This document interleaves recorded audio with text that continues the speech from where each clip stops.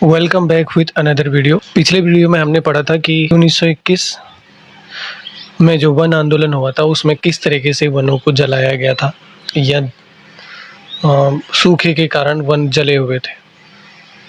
तो इन सभी समस्याओं के हल के लिए एक कमेटी का गठन किया जाता है जिसको बोलते हैं फॉरेस्ट ग्रीवेंस कमेटी या वन कष्ट निवारण कमेटी भी कहते हैं इसको। इसका गठन हुआ था 12 अप्रैल 1921 को और कमिश्नर पर्सी विडम इसके अध्यक्ष थे। और इस कमेटी का उद्देश्य था जनता में व्याप्त जो वन कष्ट हैं उनको सुनना और उनकी शिकायतों को दूर करने की कोशिश करना। इस कमेटी ने अपनी रिपोर्ट 28 अक्टूबर 1921 को जारी की।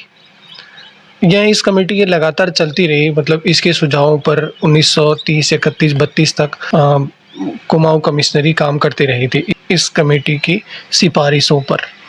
फॉरेस्ट ग्रीवेंस कमेटी सुझाव थे ग्रामीणों को कुछ अधिकार दिए जाने चाहिए वनों में, ठीक, जो वन है उनके लिए ग्रामीणों के लिए खोल देना चाहिए। बांस और कुठार के वृक्ष पर लगे जो बांस जो व्यापारिक पौधा था उनका और जो अन्य पेड़ हैं उन पेड़ों को पर जो प्रतिबंध लगाए थे गांव वालों के लिए उस प्रतिबंध को भी हटाई देना चाहिए।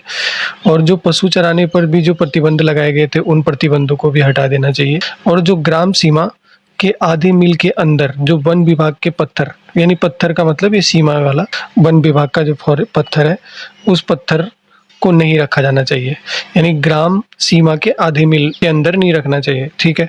और खेतों पे जो मुनार लगाए गए थे उनको हटाकर उनका फिर से सीमांकन किया जाना चाहिए। इस समिति ने यह भी सिफारिश की थी कि जिन लोगों पर मुकदमा चलाया गया है उनको भी वापस लिया जाना चाहिए।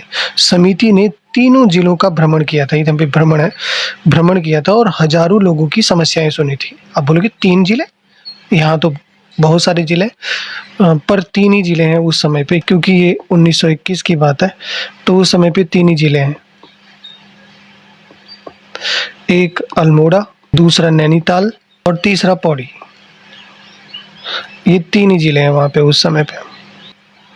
कमेटी ने हजारों लोगों की समस्याएं सुनने के बाद उनको कुछ कॉमन क्वेश्चन मिले कि ये जो आगजनी हो रही है या 1921 में जो आंदोलन हुआ है इस आंदोलन के जो प्रमुख कारण थे वो क्या थे, क्यों हुआ था, क्यों आखिर ग्रामीण इतने ज़्यादा परेशान थे।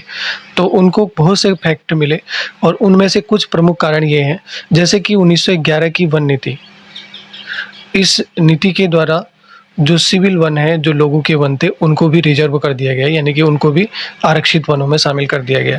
तो जिससे लोगों का गुस्सा बढ़ गया, ठीक। और जो सरकार की तथाकथित वैज्ञानिक वानिकी है वो भी, उसको भी लोग जिम्मेदार मानते थे कि ये भी लोगों के अधिकारों का हनन हो रहा है वगैरह। इसके अलावा जो वन संबंधी अपराध थे उन अपराधों को सीधा क्रिमिनल कोर्ट में ले जाया जाता था, यानी वो क्रिमिनल अपराध माने जाते थे, ये भी एक कारण था। और जो आरक्षित वन थे उससे पहले ऐसा होता था कि आरक्षित वनों में खेती हुआ करती थी, पर इन्होंने आरक्षित वनों पर भी खेती पर प्रतिबंध लगा दिया गया, तो इस कारण से एक ये भी जिम्मेदार है। इसके अलावा जो अग्नि सुरक्षा के नियम थे वो ये थे कि अगर मान लो वनों में आग लग गई तो उसको बचाने का काम होगा ग्रामीणों का। और इसके अलावा 24 घंटे के अंदर ग्रामीणों का ये भी काम है कि उस समय की जो अथॉरिटी है उस अथॉरिटी को बताना कि आग लग चुकी है वगैरह।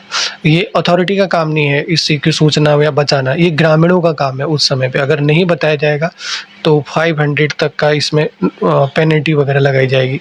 इस प्रकार के नियम थे, तो ये नियम भी बहुत खतरनाक थे। इस कारण से लोग इतने ज़्यादा परेशान हो गए अंग्रेजों से कि उनको आंदोलन करना पड़ा।